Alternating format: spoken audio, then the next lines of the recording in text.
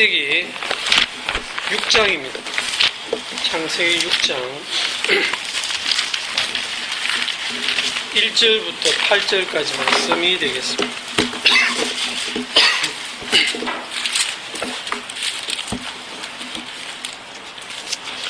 창세기 6장 1절에서 8절까지 말씀을 같이 읽겠습니다. 사람이 땅 위에 번성하기 시작할 때에 그들에게서 딸들이 나니 하나님의 아들들이 사람의 딸들의 아름다움을 보고 자기들이 좋아하는 모든 여자를 아내로 삼는지라. 여호와께서 이르시되 나의 영이 영원히 사람과 함께하지 아니하리니 이는 그들이 육신이 됨이라. 그러나 그들의 날은 120년이 되리라 하시니라. 당시의 땅에는 네피림이 있었고 그 후에도 하나님의 아들들이 사람의 딸들에게로 들어와 자식을 낳았으니 그들은 용사라 고대의 명성이 있는 사람들이었더라. 여호와께서 사람의 죄악이 세상에 가득함과 그의 마음으로 생각하는 모든 계획이 항상 악할 뿐임을 보시고 땅 위에 사람 지으셨음을 한탄하사 마음에 근심하시고 이르시되 내가 창조한 사람을 내가 지면에서 쓸어버리되 사람으로부터 가축과 기는 것과 공중의 새까지 끄리하리니 이는 내가 그것들을 지었음을 한탄함이니라 하시니라. 그러나 노아는 여호와께 은혜를 입었더라. 아멘.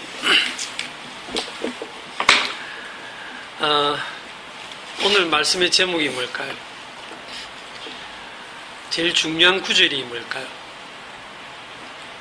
1절부터 8절까지 읽은 말씀이죠. 하나님의 아들들과 사람의 딸.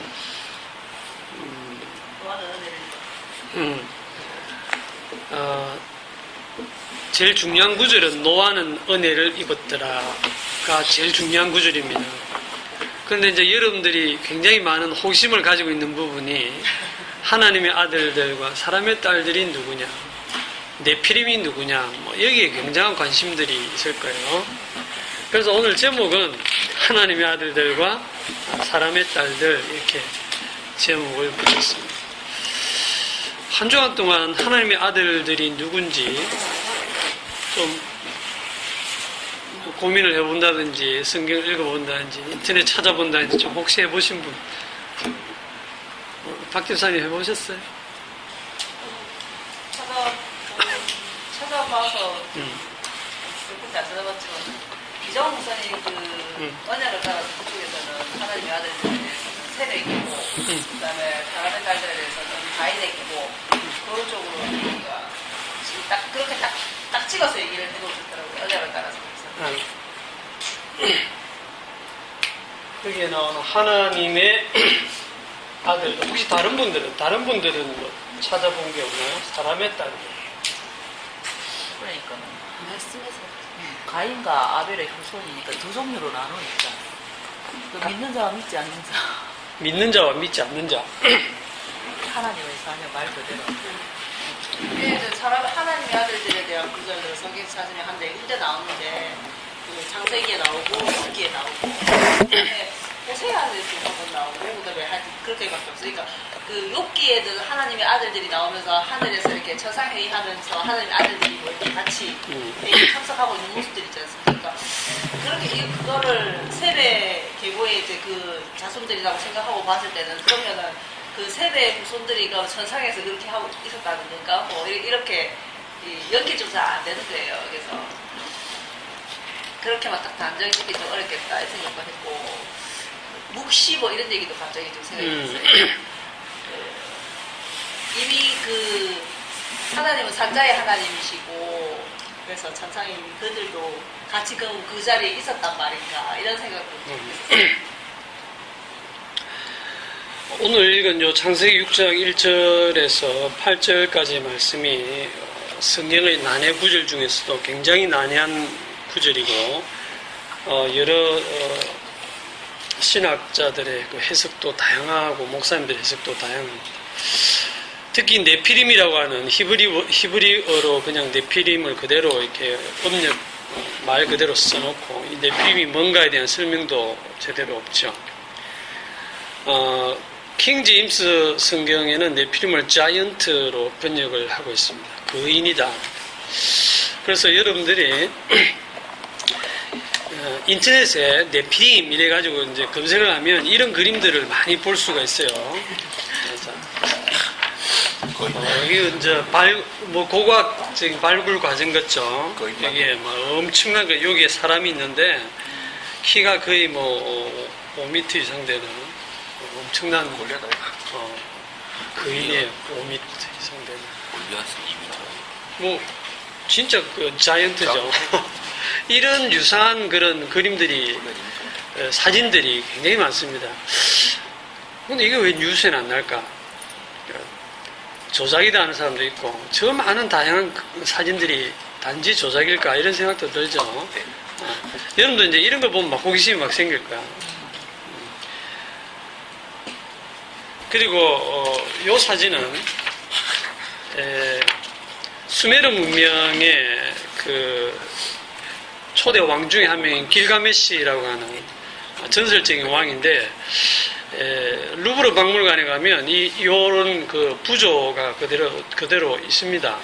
전시되어 있고 발굴되는데 거기에 이제 길가메시 스사시 안에 나오는 인물들 중에 실존했던 인물들도 있기 때문에 이 길가메시 왕도 실존했을 것이다라고 지금 추정이 되는데 여기 보면 뭐를 안고 있습니까? 사자를 안고 있어요. 사자예요. 네, 이거 사자입니다. 사자. 수사자 지금 사자를 팔에 안고 있잖아요. 키가 지금 5m 이상 장대한 그 자이언트니까 얘한테는 사자가 고양이야. 사자가 가을이 겨울이야. 그냥.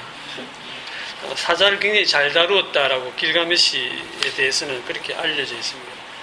엄청난 거인이죠. 어떻게 이런 거인들이 있을 수 있을까? 그래가지고 쳐보면 굉장히 이제 호기심을 자가는 글들이 많이 있고 그래요. 그러면 제가 요 하나님의 아들들과 사람의 딸들에 대한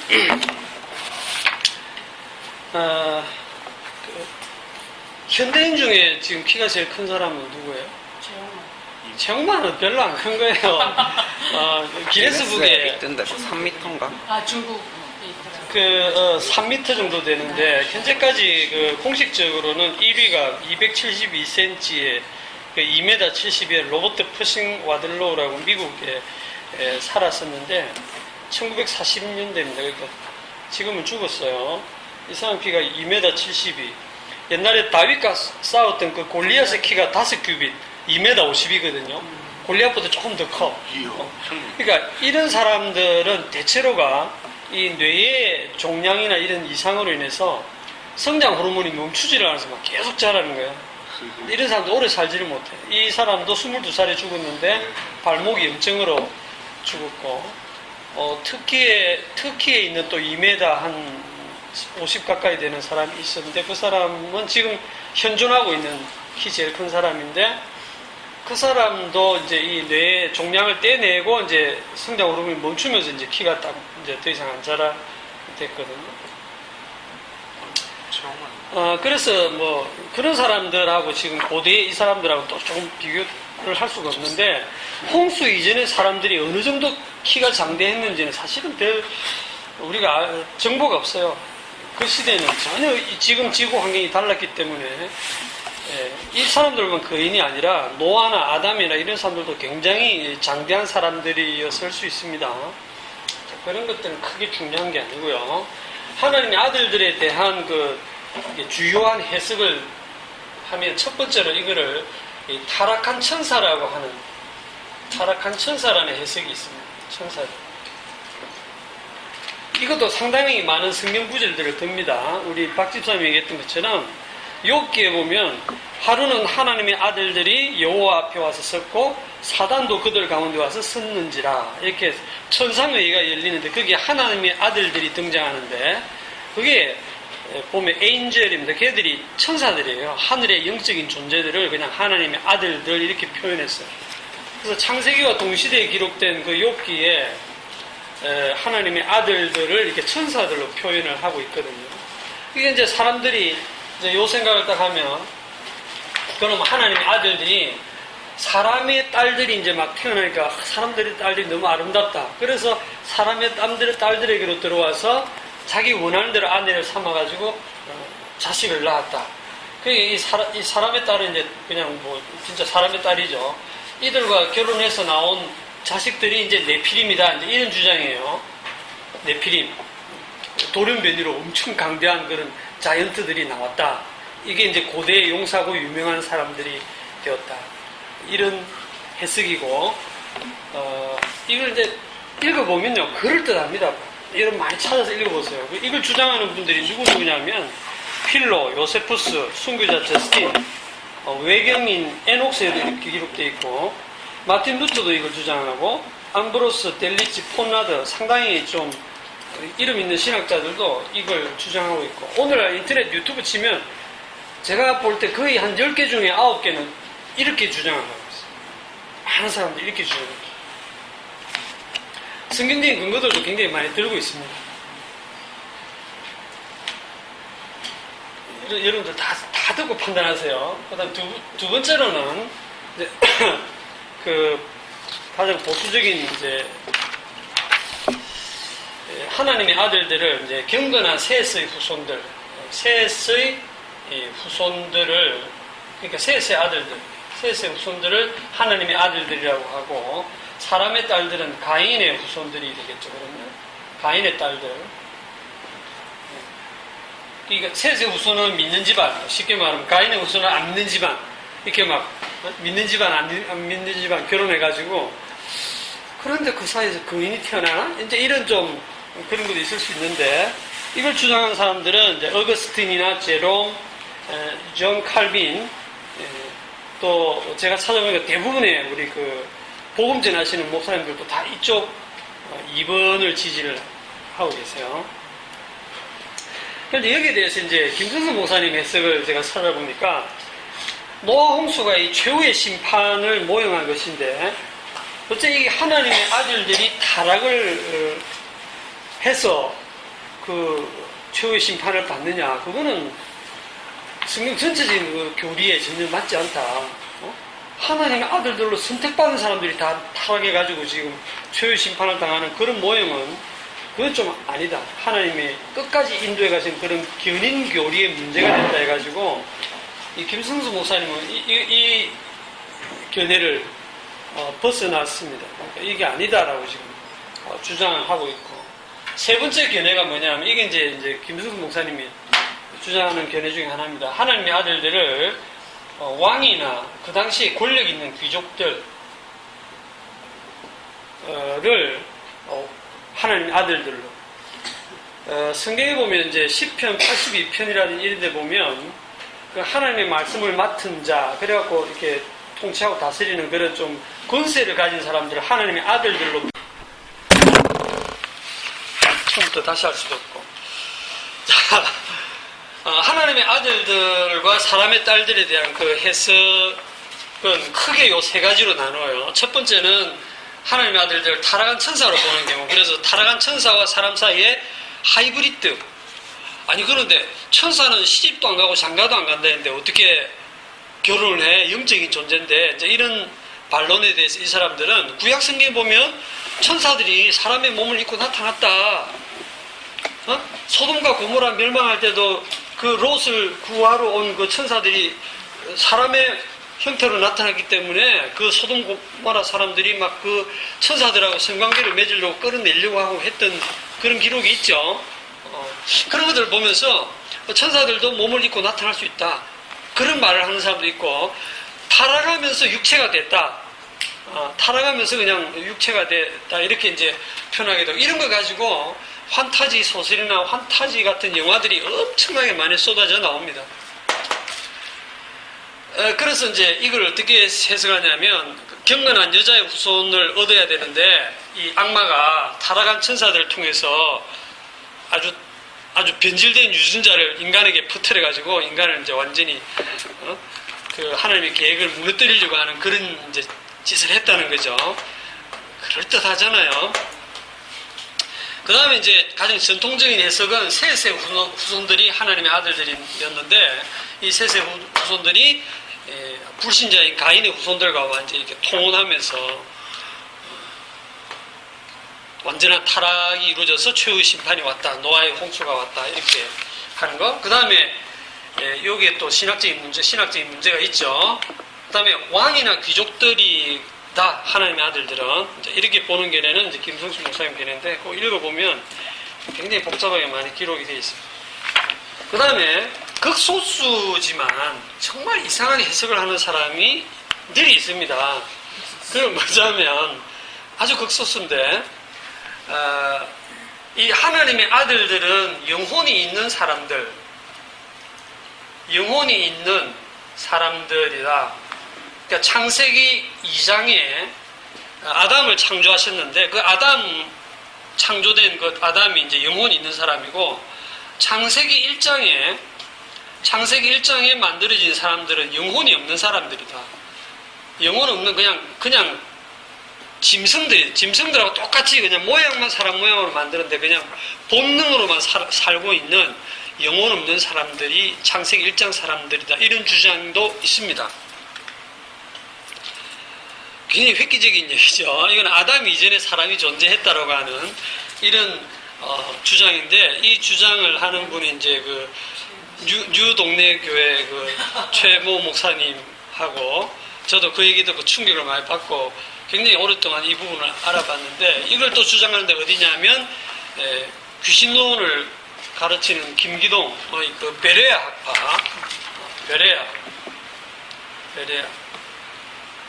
그리고 외국의 일부 사람들도 이걸 주장하고 있습니다. 제가 유튜브에 들어보면 이런 소리를 하는 사람도 있고 우리나라에도 그 외에도 조금 이런 주장하는 이상한 이단들이 있습니다.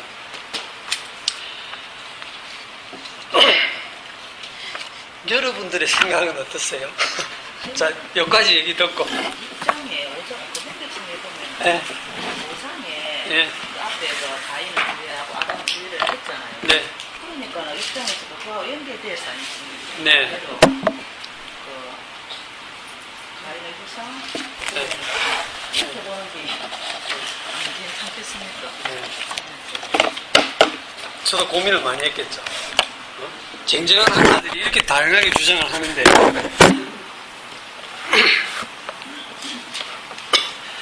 자, 성경을 바르게 해석을 하기 위해서는 진짜 이 성경이 원래가 장절이 없었으니까 딱 요 부분만 끊어내 가지고 뭐 원어 분석을 한다든지 요 뭐 문자적인 해석을 한다든지 자기의 상상력을 막 가미를 하게 되면 참 이상하게 해석할 수밖에 없어요. 그래서 우리 군사님 말씀대로 6장을 해석하기 위해서는 5장 또 그 앞에 4장 더 나아가서 3장까지 전체적인 지금까지의 그 창세기의 흐름을 봐야 됩니다.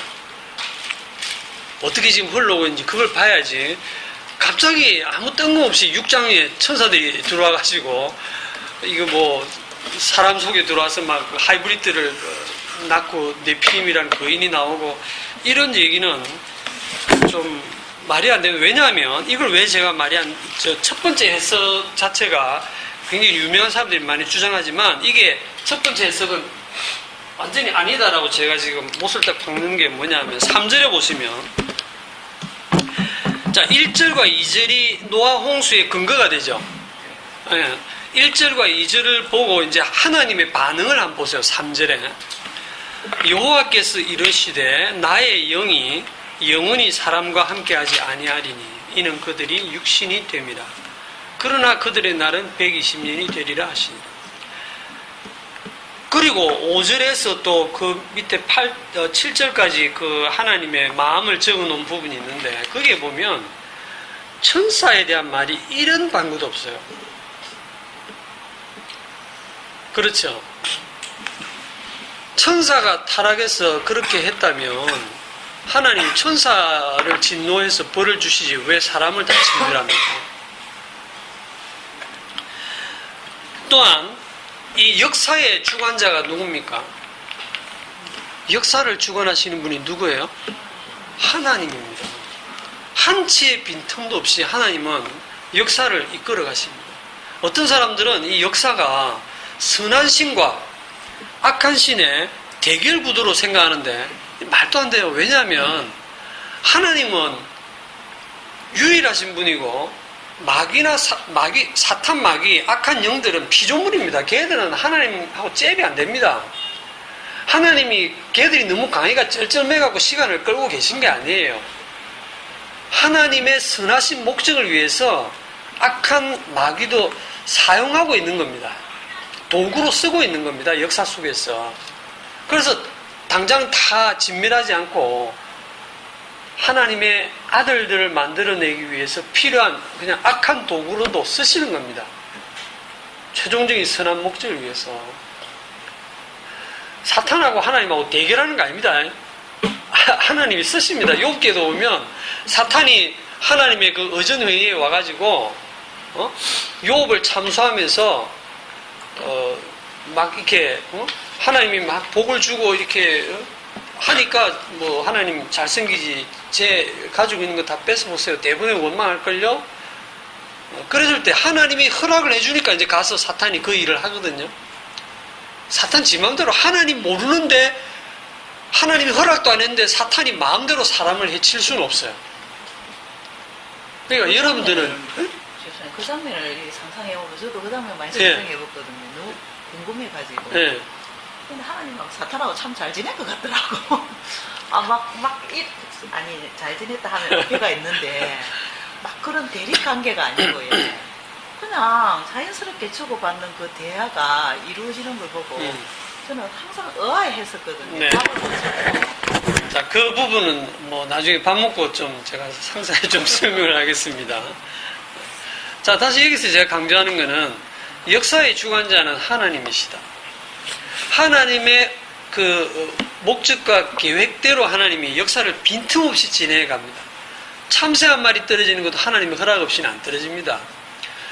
그런데 하나님도 생각지도 못했는데 어디선가 이 천사들이 하나님 몰래 이 땅으로 내려와 가지고 몸을 입고 와서 사람들 여자 그 사람의 딸들 속에로 들어가서 막 자식을 낳아 가지고 막 네피림이라는 이상한 종족들을 만들어서 세상을 엉망으로 해가지고 하나님이 이제 뒤늦게 그걸 알고 이럴 수가 있네. 하나님이 진노해가지고 막 다시 멸망시키고 이런 스토리가 아닙니다.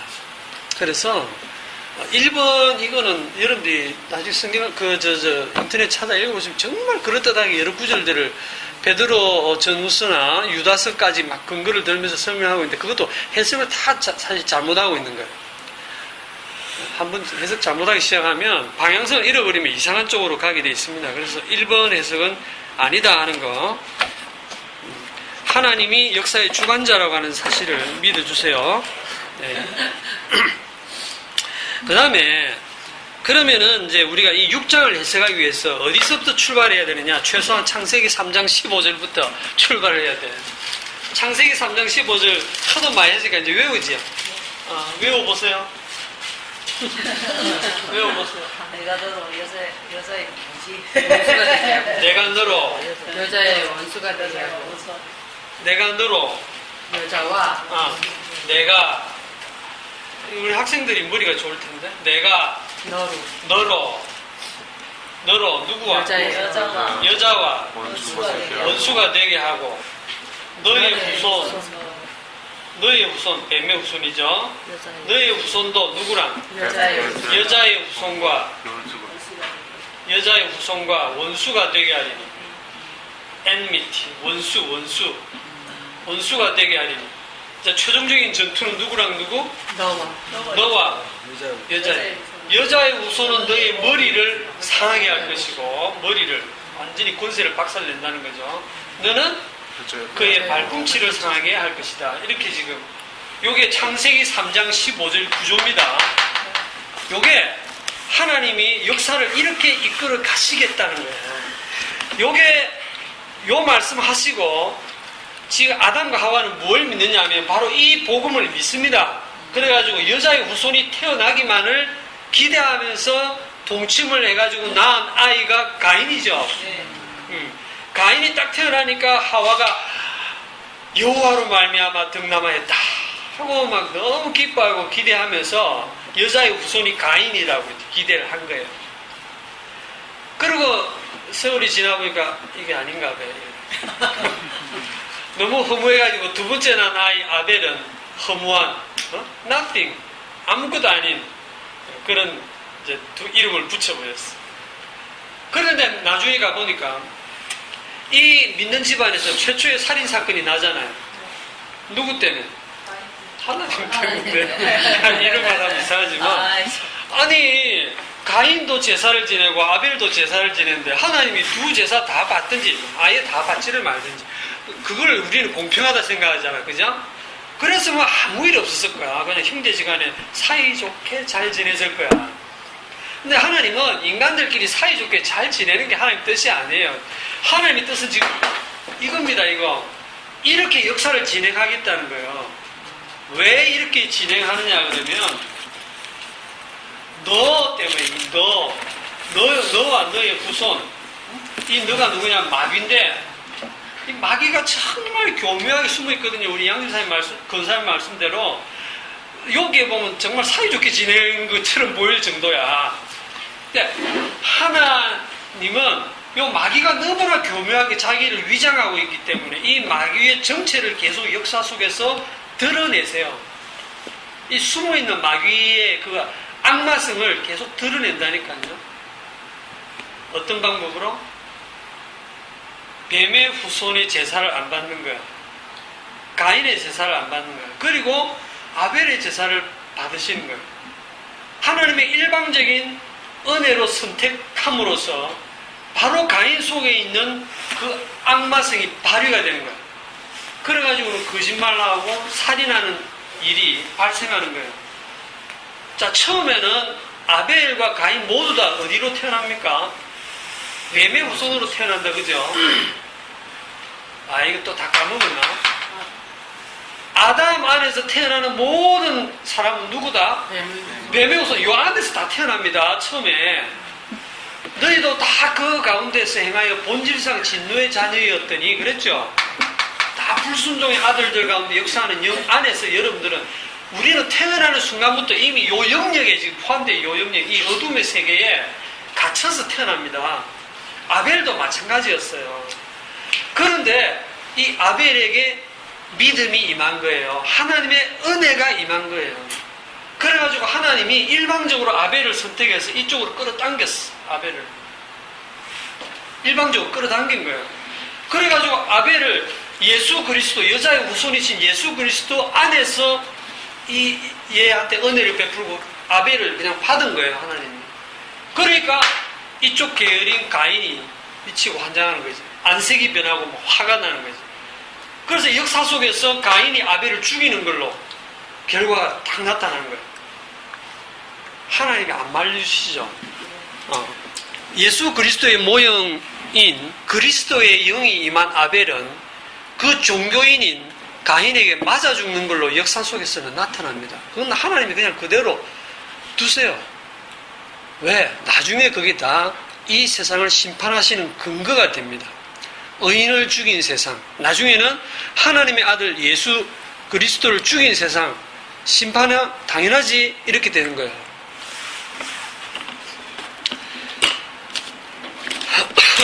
그러면서 하나님은 이 역사 속에서 이 뱀의 후손 가운데에서 하나님이 택한 창세전에 택한 자기 백성들을 하나씩 여자의 후손 계열로 이렇게 편입을 시키는 일을 역사 속에서 하고 있습니다.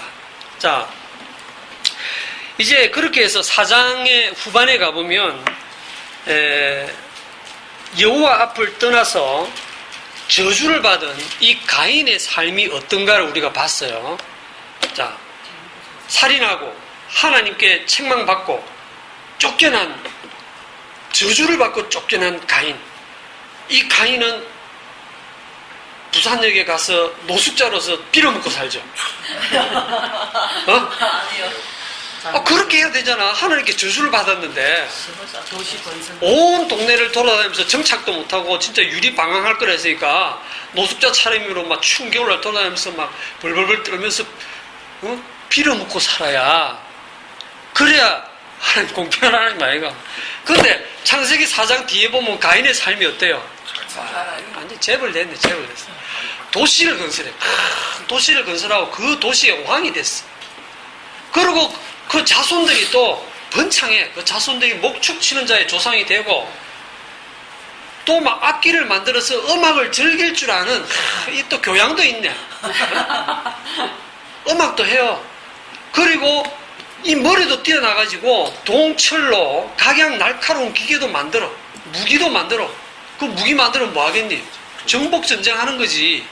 강한 힘을 가진. 그래서 라멕이라는 이름이 강한 자예요. 강한 자. 뭐 사람 죽이는 거 이제 여사로 죽이는 거야. 이때는 자기의 상처 좀 입은 걸로 막 젊은 사람 죽이는 거야. 그 성 안에 있는 사람들도 죽였겠지. 그런데 이 가인의 후손의 딸들은 또 이뻐.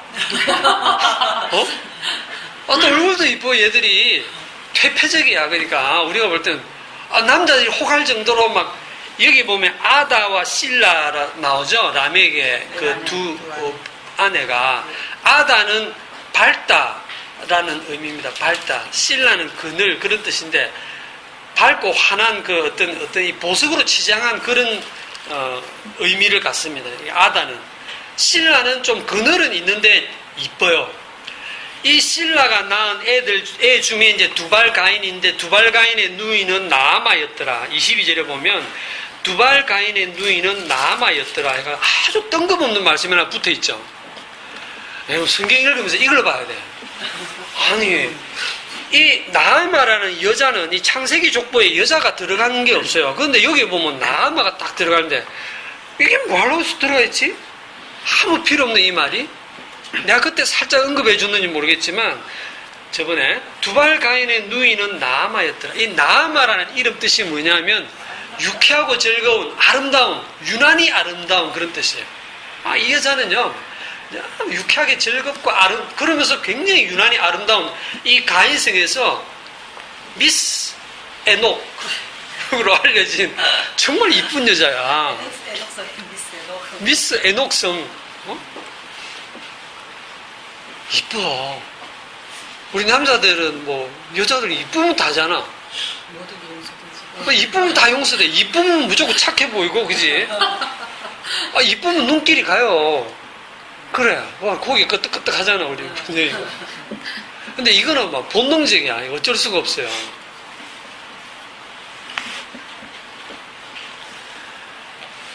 가인의 후손의 삶입니다. 여기에 대해서 창세기 4장 25절에 보면 이제 가인이 죽여버린 그 아벨을 대신해서 하나님이 다른 씨를 주시죠.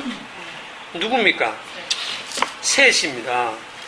이 셋 25절을 보세요. 26절을 셋도 아들을 낳고 그의 이름을 에노스라 하였으며 그때의 사람들이 비로소 여호와의 이름을 불렀더라. 저는 이 구절을 지금 아주 주목해서 보거든요. 비로소 여호와의 이름을 불렀더라. 이게 어떤 분위기입니까?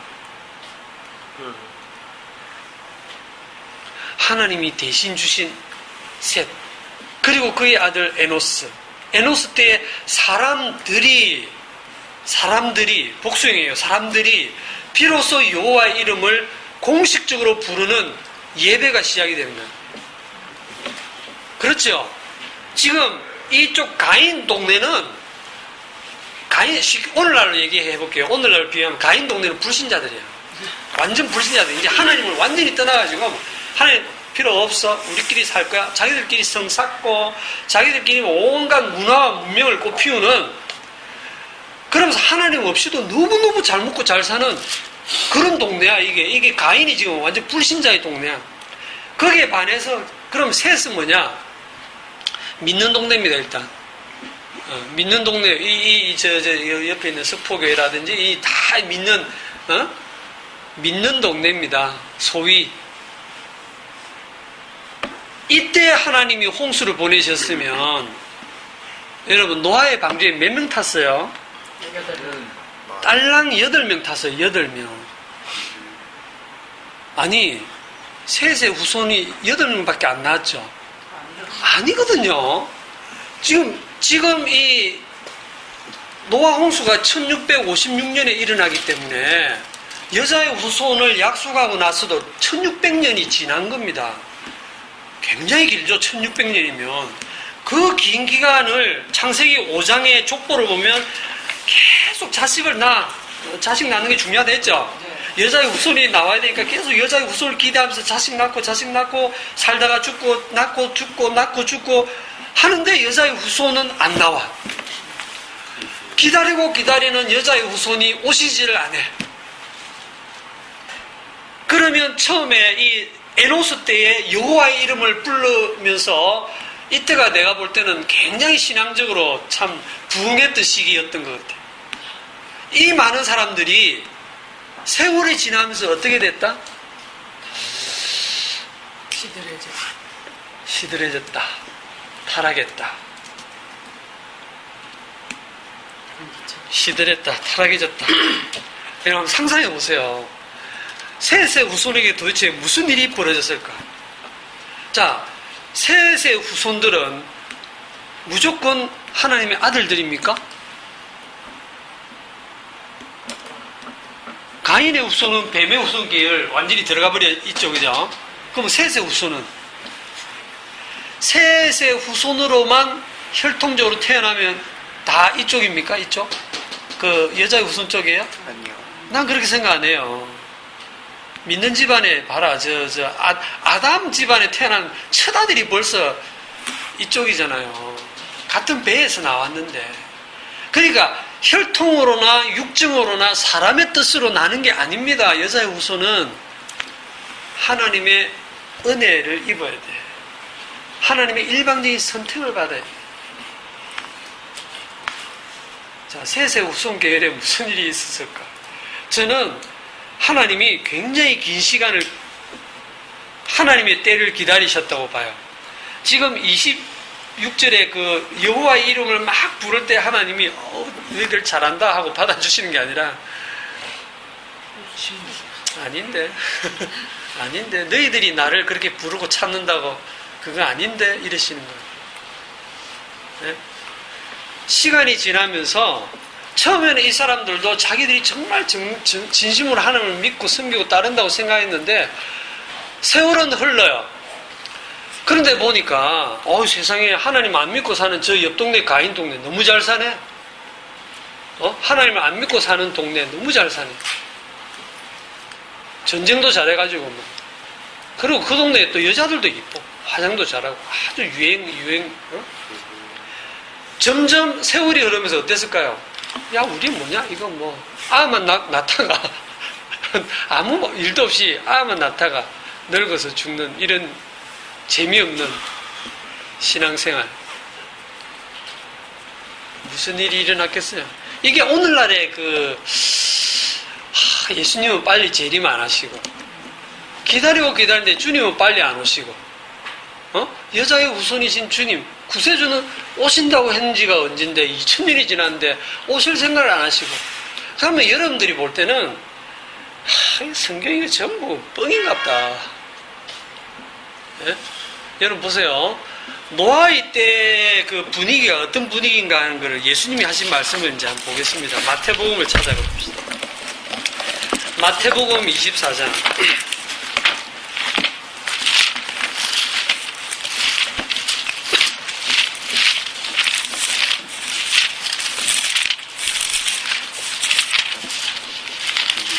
마태복음 24장 37절. 마태복음 24장 37절. 36절부터 제가 읽을게요. 그러나 그 날과 그때는 아무도 모르나니 하늘의 천사들도 아들도 모르고 오직 아버지만 아시느니라. 노아의 때와 같이 인자의 임함도 그러하리라. 인자는 예수님을 가리킵니다.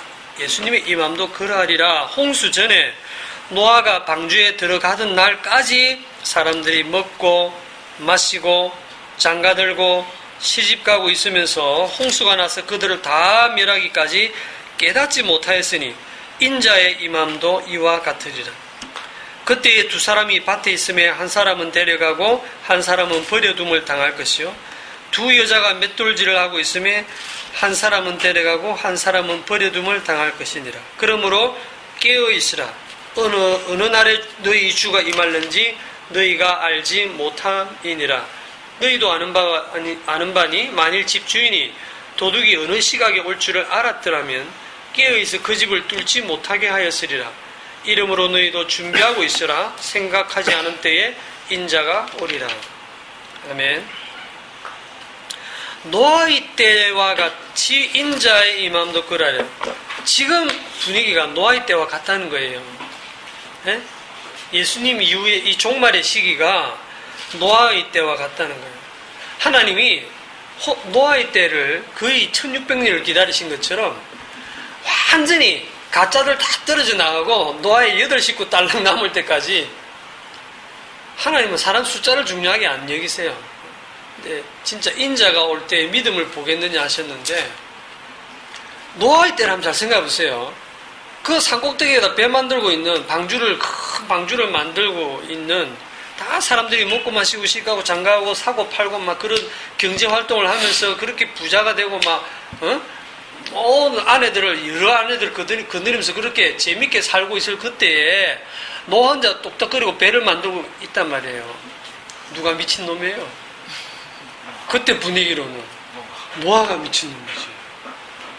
그 많은 대다수의 사람들이 지금 셋의 후손계 일들도 이제 다 떠났어.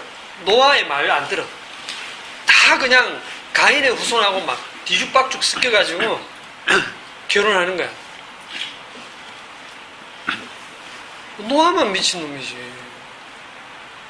홍수 안 났으면 진짜 노아만 불쌍한 놈이지. 맞죠? 배 그렇게 진딱 만들어놨는데 노아 죽을 때까지 홍수 안 나. 그럼 진짜 노아만 바보 되는 거야. 예? 여러분 일평생 예수 믿었는데 예수님이 재림 안 하셔. 죽고 난 후에 아무것도 없어. 우리만 불쌍한 놈이야. 그래서 고린도전서에 보면 부활이 없으면 예수 믿는 사람 제일 불쌍한 사람이라고 바울이 그래 얘기를 했어요. 나중에 부활이 없으면 일평생 예수 믿는다고 그렇게 참 세상 거 다 포기하고 그 예수님을 따랐던 그 예수 믿는 사람이 제일 불쌍한 자라고. 그 분위기잖아, 그죠? 자, 홍수가 나기 전에 노아가 방주에 들어가던 날까지 사람들이 먹고 마시고 장가들고 시집가고 있으면서 분명히 노아는 심판을 예고했을 거예요. 노아의 그 할아버지 중에 누가 있냐면 에녹도 마지막 심판을 계속 선포했죠. 종말이 온다. 내 아들 머두셀라가 죽는 날이 세상 끝날이다. 그렇게 하면서 하나님과 동행했다 그랬죠. 예, 계속 종말을 선포합니다. 노아도 종말을 선포하면서 노아가 하는 모든 인생 자체가 노아는 뭐 먹고 마시고 안 했겠어요. 노아도 먹고 마시고 장가 갔죠. 아내가 있으니까 한 번 갔지만 아내가 한 명 시집 가고 노아는 시집은 안 갔지만 어쨌든 그렇게 남들 하는 일 다 해요. 다 똑같이 하지만 뭘 바라보면서 일을 하고 있냐면 종말을 바라보. 하나님의 그 심판을 믿고 방주를 예비했단 말이에요.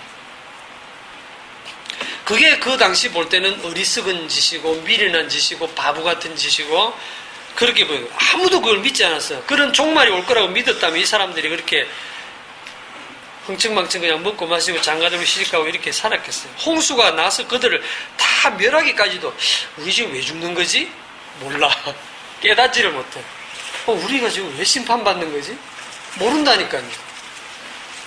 예수님이 갑자기 재림하시면 이 사람들 멸망당할 때 우리가 지금 왜 멸망당하지? 모른다는 거예요. 두 사람이 밭을 가는데 한 명은 데려가고 한 명은 버려두면 다. 두 사람이 밭을 갈아요. 똑같이 밭을 갈아요. 그러니까 일상생활 똑같이 합니다. 이 땅에서 하나님 택한 자와 택하지 않는 자가 똑같은 일을 하고 있다가 마지막 날에 달라지는 거죠. 운명이. 그런데 그러므로 깨어있으라. 어느 날에 주가 임할는지 알지 못한다. 이 말을 들으면 여러분들 어떻게 생각하냐면 깨어있어야 되겠다. 잠 못 자겠네. 새벽기도 열심히 다니고 막 깨어있으려고 노력하죠. 정신 바짝 차리고 내가 지금 이게 그 생각이 육신의 생각입니다. 여러분들이 지금 앞에 뭐라고 했냐면 그날과 그때는 아무도 모른다 그랬어요. 그런데 여기 보면 아무도 모르니까 깨어있으라 하거든요. 누가 깨어있겠습니까? 아무도 모른다는데 언제 오실지 알고. 깨어있다고 하는 거는 참 어려운 얘기다, 그죠? 이거 하나님이 하시는 일이에요. 깨어있다는 게. 누가 깨어있느냐 하면 지금 이 뱀의 후손들은 자기가 뱀의 후손이라는 걸 알아요, 몰라요? 몰라요. 죽었다 깨어나도 모릅니다. 우리가 요한복음 8장 44절도 봤지만 그 유대인들은 그렇게 열심히 하나님의 성경을 그렇게 딸딸 외우고 읽고 종교생활을 그렇게 열심히 하면서도 자기들이 뱀의 웃소리를 몰라. 예수님이 와가지고 너희 아기는 마귀다 이렇게 해도 못 알아들어요. 우리가 뭐 이러고 있는 거예요. 절대 모릅니다. 지금 기존의 그 교회 교인들 이런 얘기하면 이해를 못합니다. 그런데 여기서 이쪽으로 편입된 사람은 누구냐면 하나님의 영이 임해서 성령이 임해가지고 모든 것을 깨닫게 해줬을 때 내가 옛날에 여기 있었네. 내가 하나님의 은혜로 이제 이쪽으로 나왔네. 이 사람은 깨어있는 사람이에요. 이 사람이 이제 아는 거예요. 이게 깨어있는 거예요. 잠 안 자고 새벽기도 다니고 막 그렇게 열심히 자기가 자기를 챙기는 그게 깨어있는 게 아니고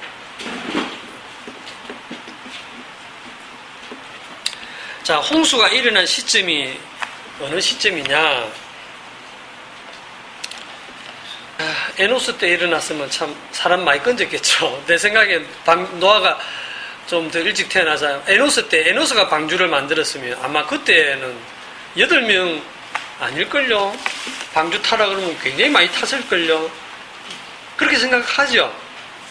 예, 그때 했으면 많이 탔을 겁니다.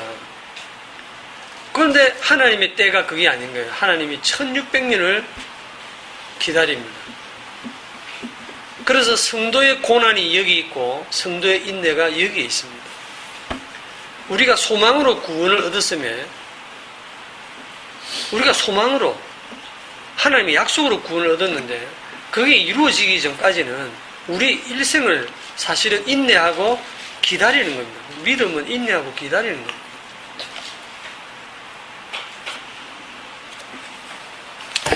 자, 이 정도 설명을 하고 이제 제가 물어볼게요. 오늘 이제 본문으로 돌아가서 하나님의 아들들이 누구겠습니까? 제가 이 정도 설명을 드렸는데 하나님의 아들들이 누구를 가리키겠어요?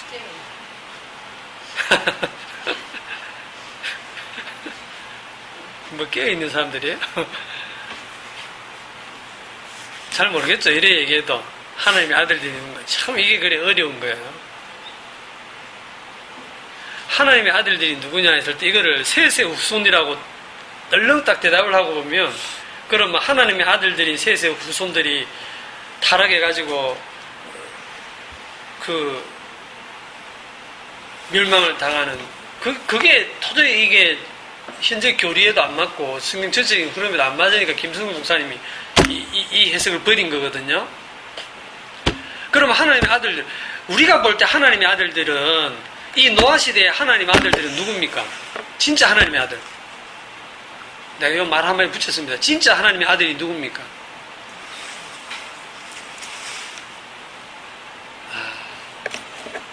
3절에 이제 비밀이 있습니다. 3절을 봅시다. 6장 3절. 모르겠어요. 저도 그게 힘들었거든요. 네. 그렇게 세트 후손과 가인의 혈통을 볼 때 그러면 둘이 합쳐서 육신이 됩니다 할 때 그래서 제가 안 했습니까? 네. 좀 힘들었거든요. 자, 3절을 봅시다. 여호와께서 이르시되 나의 영이 영원히 사람과 함께하지 아니하리니 이는 그들이 육신이 됨이라. 이게 무슨 말입니까? 여기서 이 육신이라는 말이 창세기에 처음 나오는 창세기에 딱 한 번 등장하는 말인데 이게 신약적인 용어거든요. 육신이 됨이라. 그들은 육신이기 때문이다.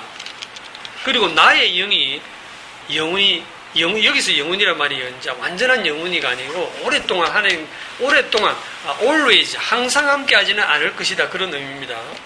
나의 영이 항상 함께하지는 않을 것이다. 그들이 육신이 됨이라. 쉽게 말해서 나의 영이 떠난다 이 말이에요. 하나님의 영, 하나님의 성령이 떠난다 이 말이에요. 자, 여러분 보세요. 여러분들 생각에 우리 학생들 용돈 깎는다 이러면 막 정신이 번쩍 들죠. 용돈 깎는다. 용돈 올린다 해도 정신이 번쩍 들고, 그치? 너 이제 핸드폰 압수 게임 못해. 이러면 여러분들 신경 쓰이죠. 멘붕이 오죠. 예. 여러분들이 로또를 걸렸다든지 아니면 여러분 집이 경매가 넘어갔다든지 이러면 막 가슴이 철렁할 겁니다. 그런데 솔직히 한번 생각해 보세요. 하나님이 나의 신이 네하고 함께 하지 않을 거야. 나의 영이 너랑 함께 하지 않을 거야. 그럼 여러분 어떤 생각해요? 뭐 그러든지 말든지 그거 뭐 대단하나? 하나님의 영이 없으면 뭐 없는 대로 살지 뭐. 그게 뭐고? 뭐 그런 생각 안 드세요? 어휴, 하나님의 영이 뭐 함께 안 하면, 저 가인 동네 봐라. 와, 이거 얼마나 잘 사노? 어? 하나님의 영이 떠나고 나면 갑자기 얼굴이 못생기게 태어난다든지 이런 것도 아니고, 여자애들도 얼굴도 이뻐.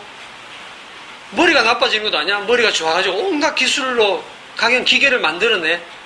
어? 뭐 교양이 없어지는 것도 아니야. 음악을 하면서 아주 교양 있게 또 살아. 잘 먹고 잘 살아요. 하나님의 영이 없어도. 그러니까 3절의 이 말은 너무 현실로 봐서는 뭐 그러면 가세요. 하나님 영은 하늘나라 가시고 우리는 우리끼리 인간들은 인간나라에 살게요. 간섭하지 마세요. 하나님 빠이빠이. 그런 생각 들죠? 솔직해집시다. 자, 그런데 이 하나님의 영과 육신의 이 관계에 대해서는 상당히 참 어려운 개념이거든요. 신약 성경에 조금 도움을 받아봅시다. 오늘 시간이 조금 길어졌는데 요거까지만 설명하고 이제 오늘 다 못할 것 같아서 다음 주에 계속할게요. 자, 신약 성경 어디로 가냐면 로마서 8장으로 갑시다.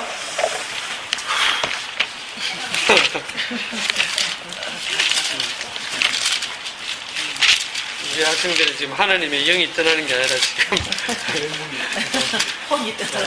혼이 지금 떠나요. 지경. 로마서 8장으로 갑니다. 이것도 설명이 얼마나 많지만 많이 줄이겠어요. 일단 8장 1절부터 제가 읽겠습니다. 그러므로 이제 그리스도 예수 안에 있는 자에게는 결코 정죄함이 없나니 이는 그리스도 예수 안에 있는 생명의 성령의 법이 죄와 사망의 법에서 너를 해방하였습니다. 율법이 육신으로 말미암아 연약하여 할 수 없는 그것을 하나님은 하시나니 곧 죄로 말미암아 자기 아들을 죄에 있는 육신의 모양으로 보내어 육신의 죄를 정하사. 여기 육신 막 나오죠? 성령도 나옵니다. 육신을 따르지 않고 그 영을 따라 행하는 우리에게 율법의 요구가 이루어지게 하려 하심이니라. 육신을 따르는 자는 육신의 일을, 영을 따르는 자는 영의 일을 생각하나니 육신의 생각은 사망이요 영의 생각은 생명과 평안이니라. 육신의 생각은 하나님과 원수가 되나니 이는 하나님의 법에 굴복하지 않을 뿐 아니라 할 수도 없음이라. 육신에 있는 자들은 하나님을 기쁘시게 할 수 없느니라. 9절 만일 너희 속에 하나님의 영이 거하시면 너희가 육신에 있지 아니하고 영에 있나니 누구든지 그리스도의 영이 없으면 그리스도의 사람이 아니라. 또 그리스도께서 너희 안에 계시면 몸은 죄로 말미암아 죽은 것이나 영은 의로 말미암아 살아있는 것이니라. 예수를 죽은 자 가운데서 살리신 이의 영이 너희 안에 거하시면 그리스도 예수를 죽은 자 가운데서 살리신 이가 너희 안에 거하시는 그의 영으로 말미암아 너희 죽을 몸도 살리시리라. 그러므로 형제들아 우리가 빚진 자로 돼 육신에게 져서 육신대로 살 것이 아니니라. 너희가 육신대로 살면 반드시 죽을 것이로되 영으로서 몸의 행실을 죽이면 살리니. 14절 같이 읽습니다. 14절 시작. 무릇 하나님의 영으로 인도함을 받는 사람은 곧 하나님의 아들이라. 무릇 하나님의 영으로 인도함을 받는 사람은 곧 하나님의 아들이라. 자, 누가 하나님의 아들입니까? 영의 인도함을. 하나님의 영으로 인도함을 받는 사람은 하나님의 아들입니다. 이게 신약 성경적인 해석이거든요.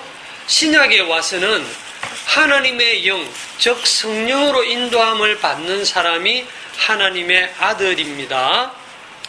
요걸 가지고 창세기로 만약에 돌아간다면 창세기 6장에서 누가 하나님의 아들입니까?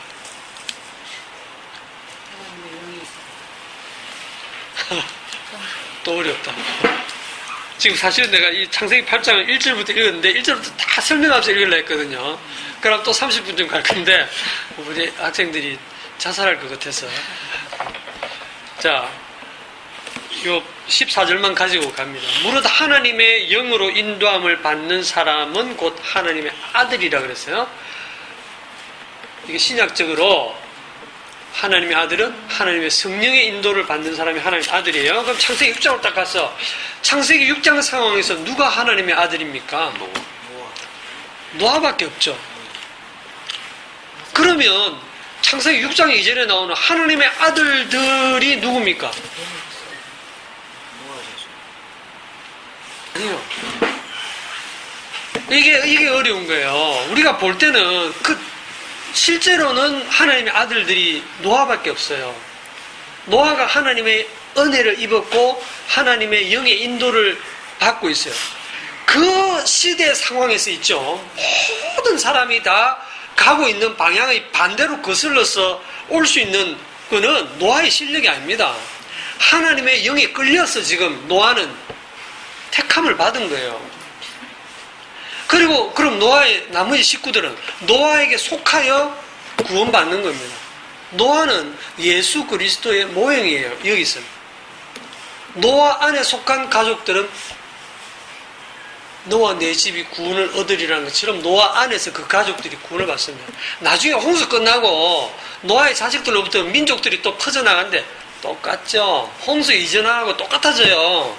다 또 타락하고 엉망됩니다. 자, 오늘 지금 제가 처음에 던졌던 하나님의 아들들이 누구냐? 여기 여러 가지 해석들이 있지만 내가 첫 번째 해석은 완전히 아니다 하고 잘랐어요. 첫 번째 해석 이거는 아니다. 자, 이거 맞아요. 이것도 아닙니다. 유동네 이것도 아닙니다. 네, 정말 이상해요. 재밌긴 하지만. 자, 셋의 후손들, 왕이나 귀족들, 어느 걸까요? 아니면 다른, 우리가 볼 때는 지금 성경 전체적으로, 자, 지금 제가 이걸 해석하기 위해서, 6장을 해석하기 위해서 3장 15절부터 4장 5장을 쭉 그 흐름을 얘기를 했잖아요. 그죠? 그리고 그 다음에 신약 성경까지 엮어서 전체적인 성경적으로 봤을 때 하나님의 아들은 하나님의 영으로 인도함을 받는 자들이다 그랬어요. 그걸 가지고 딱 가보면 창세기 6장에 하나님의 영으로 인도함을 지금 받고 있는 사람은 노아밖에 없는 거야. 셋의 후손들이 아니고 그 중에서도 노아밖에 없는 거야. 그러면 6장 이전에 말하는 하나님의 아들들은 도대체 누구야? 응? 하나님의 아들들은 도대체 누구냐 이 말이죠.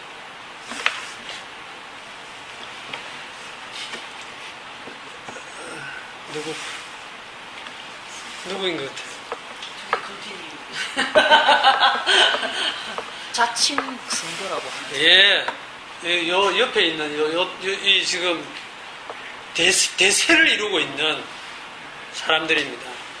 셋의 후손들 맞습니다. 여기서 말하는 하나님의 아들들이라고 이렇게 적은 게 일종의 비꼬는 겁니다. 그래, 너희들 하나님의 아들들이다. 그래. 비로소 여호와의 이름을 불렀던 그 사람들, 이제 가인하고 우리는 달라. 우리는 셋의 혈통이야. 우리는 혈통적으로 우리는 아브라함의 자손이야. 나는 어려서부터 모태신앙이야. 하는 그 사람들입니다. 이 셋의 후손들이 다. 이 사람들까지도 노아의 말은 안 들었거든요.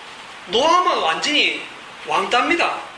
진짜 하나님의 영을 받고 있는 노아는 왕따고, 겉보기에 셋의 후손들이 하나님이 볼 때 그래 너희들이 하나님의 아들들이다. 유대인들이 뭐라고 합니까? 우리는 아브라함의 자손이다. 우리의 아버지는 하나님이다. 그 종교인들이, 겉보기에 그 종교인들이 그들이 하나님의 아들들이다라고 하는 거예요. 얘들이 타락했다고요? 아니요. 타락할 것도 없어요. 애초에 이 영역에 속한 사람들이에요. 자기들도 그걸 몰라. 자기들이 지금 뱀의 후손이라는 것 자체도 몰라요. 그냥 그러면서도 자기들은 선택받은 민족이라고 생각하는 거예요. 혈통적으로 이미. 그 그 인간의 선택을 하나님은 다 부숴버리시는 거예요. 어렵죠.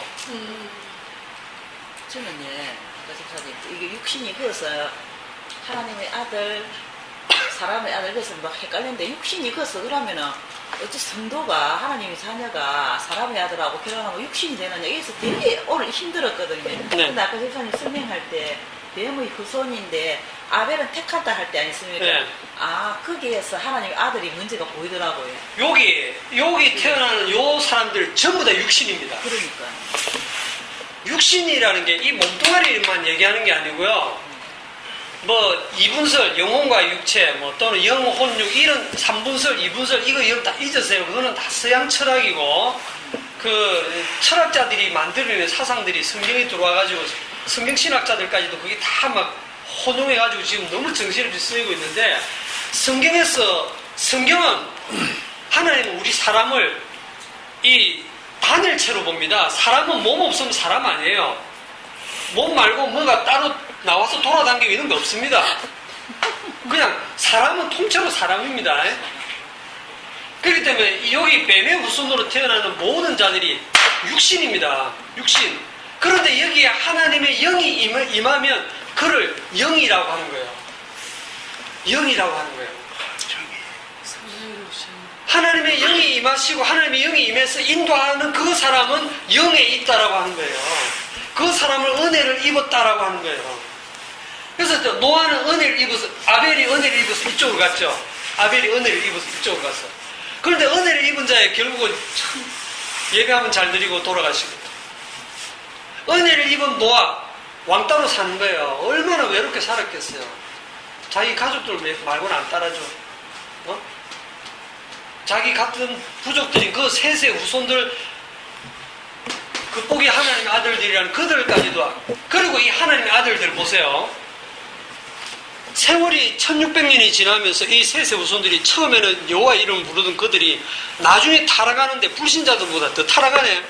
가인의 후손들 중에 6대손인 라멕은 아내를 둘이 거느리는데 이 하나님의 아들들이라는 이 교인들이 타락을 하니까 아내를 지 원하는 대로 다 데리고 사는 더 타락하는 거예요. 더 심하게 타락하는 거예요.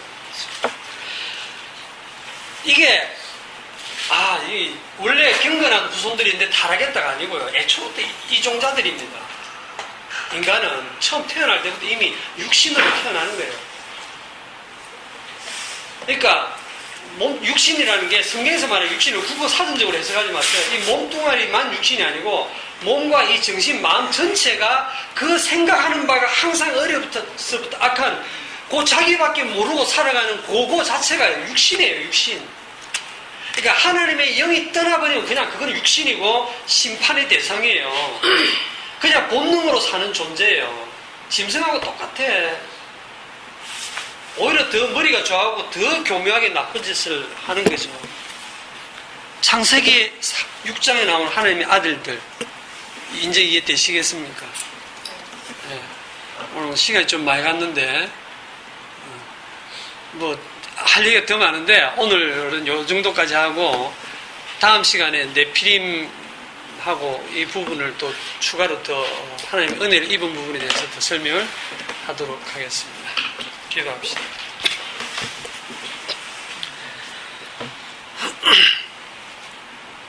하나님의 은혜를 입고 영의 세계로 편입된다고 하는 것이 우리 편의 어떠한 조건이 아니라 일방적인 하나님의 선택과 은혜임을 오늘도 깨달아 알게 하심을 감사합니다.